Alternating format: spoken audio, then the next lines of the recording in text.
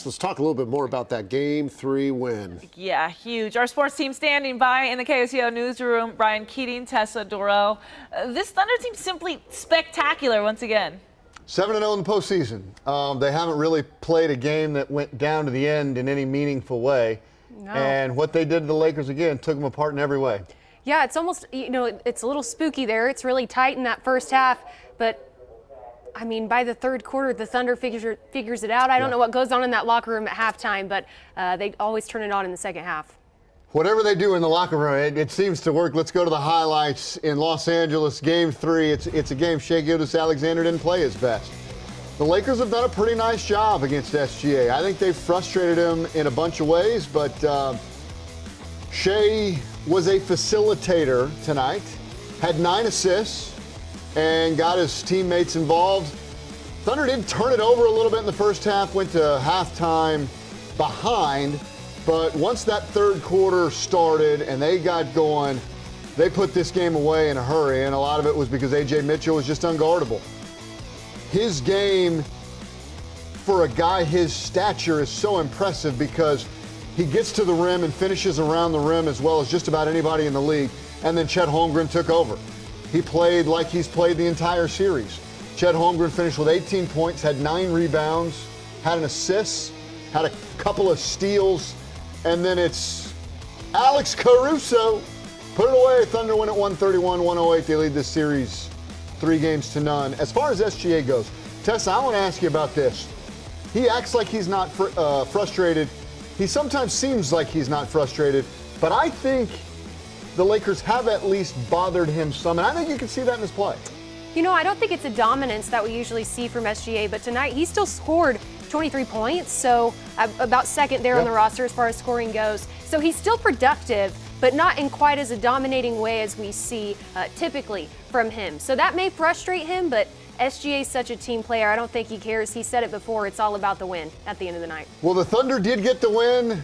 They're going to win this series, and Shai Gilgeous-Alexander at the podium after the game. Obviously, you've spoken before, and you've shown it with your play. You're someone who just wants to win games, and you guys have, done that to start this series. But just for you individually, how would you assess your play through these 3 games as someone who's always looking to improve?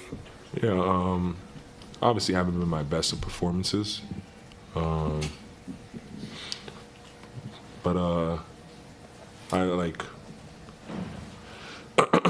think I've been able to help the team win, and that's most important. As long as we win, if the rest of the playoff run or the rest of my career look like what it looked like the past 2 games, I'll be okay with it because we won games. So that's how I view it. Good. Tim and Joel? Shai, what did specifically during that stretch where you sit to start the fourth quarter, what did you think of what you saw from AJ then? Yeah, just super poised. It was obviously a very do or die situation for them in the game. They had to make a run quick and early, or else we'd run away with it. And they had a few cracks at getting it under 10, and then it just felt like every time they had something, AJ had an answer. As well as the bigs on the glass. We got a few offensive rebounds and were able to score when they could have went the other way. So I think AJ's poised in those moments, and then the bigs really crashing the glass and guys being aggressive really kind of staved them off for a little bit. Shai Gilgeous-Alexander, and what he said, he thinks he helped the team win, and I think he's right about that. He draws all the attention, gives opportunities to everybody else. They won the game. He wasn't at his best, but who cares? Yeah, he's giving opportunities for people down the roster. If it's not for SGA getting covered, maybe Jared McCain doesn't have those opportunities. In the foul trouble, he gave A.J. Mitchell a chance to shine by kind of taking captaincy of the ship there on offense. So he's definitely a team player and looking at it in the right ways. Cason Wallace, a guy that, especially in the first half, you think about Cason Wallace as a defender, as a guy who guards some of the best perimeter players in the league. But when he makes jumpers, boy, man, he's another one of those weapons that Oklahoma City can bring into the game. And tonight, off the bench, and he made 3 big threes in the first half and really gave Oklahoma City a lot of momentum in the first half. If it's not for Cason Wallace in that first half, I don't know how in it the Thunder are going into halftime. Yeah. That was a point where the Thunder was really struggling to get the rebound, to take control offensively. So Cason Wallace really gave the Thunder a chance to flourish there into that third quarter after halftime. He was great. The rest of the bench was great too. Cason Wallace, the numbers, 16 points, 6 of 10 shooting, just terrific. 4 of 6 shooting threes. Thunder have so many options. I know we keep saying it's kind of like a broken record, but boost off the bench, it's Wallace. Isaiah Joe didn't play much in game 2.